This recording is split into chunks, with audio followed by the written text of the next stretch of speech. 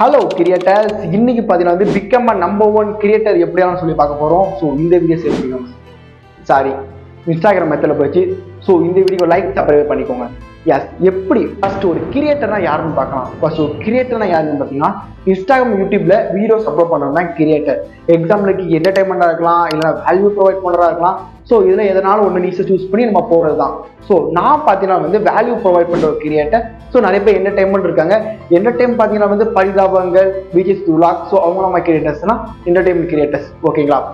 So இதுதான் basic of creators. So கிரியேட்டர்ஸ்னா இவங்க ரெண்டு பேர் தான். ஒன்று என்டர்டைன்மெண்ட், ஒன்று எஜுகேட் பண்ணுறவங்க, ஒன்று வேல்யூ கொடுக்குறவங்க. ஸோ இவங்கெல்லாம் கிரியேட்டர்ஸ்.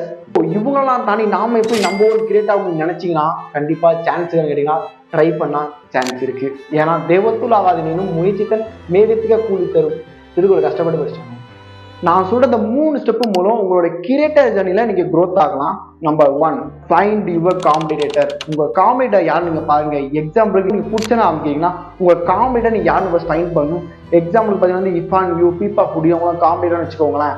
ஸோ நீங்க அவங்களுடைய ஃபைண்ட் பண்ணி வச்சுக்கோ. ஸோ இவங்க நம்ம காம்படிட்டர்னு சொல்லி நீங்க ஃபிக்ஸ் ஆகும். Second, competitor analysis. நீங்க காம்படிட்டர் ஃபைண்ட் பண்ணிட்டீங்க. ஸோ அனலைஸ் பண்ணணும் அவங்களோட மோஸ்ட் வைரல் ரீல் எது, மோஸ்ட் எங்கேஜான ரீல் எது, நீங்க எதை சார்ந்து கண்டென்ட் போடுறாங்க. எக்ஸாம்பிளுக்கு பிரியாணி சார்ந்து கண்டென்ட் போடுறாங்களா, இல்லைன்னா பொரோட்டா சார்ந்து கண்டென்ட் போடுறாங்கன்னு சொல்லி.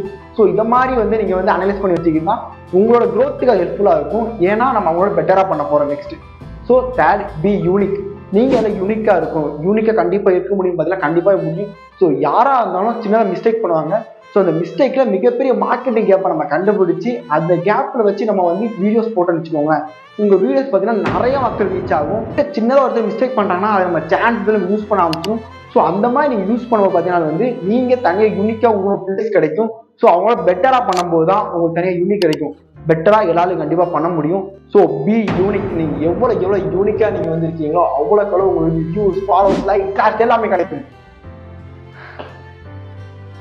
And finally, provide value. உங்க வீடியோ பார்த்து அவங்களுக்கு ஏதாவது ஒன்று கிடைக்கணும். எக்ஸாம்பிளுக்கு அவங்க எஜுகேட் ஆகணும், இல்லைன்னா சாட்டிஸ்ஃபேக்ஷன் ஆகணும், ஸ்மைல் பண்ணணும், லாப் பண்ணணும். ஸோ ஏதாவது ஒன்று உங்களுக்கு கிடைக்கணும்.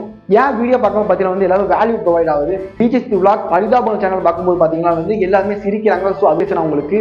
ஸோ உங்க வீடியோ பார்க்கும்போது மக்களுக்கு ஏதாவது ஒன்று நடக்கணும். அவங்க எமோஷனல் அட்டாக் பண்ணணும், எஜுகேட் அட்டாக் பண்ணணும். ஸோ நீங்க அப்படி ஏதாவது அட்டாச் ஆகிட்டீங்கன்னா ஸோ நீங்க தான் அடுத்து நம்பர் 1 கிரியேட்டராக இருப்பீங்க. ஏன்னா நீங்க பண்றது மக்களுக்கு பிடிக்கணும். பட் பிடிச்சா போதும், அவங்க ஃபாலோவர்ஸ், லைக், ஷேர்ஸ்லாம் அவங்களே பண்ணுவாங்க. நீங்க சொல்லணும்னு அவசியமே இல்லை. அண்டர்ஸ்டாண்ட் பண்ணா நல்லது.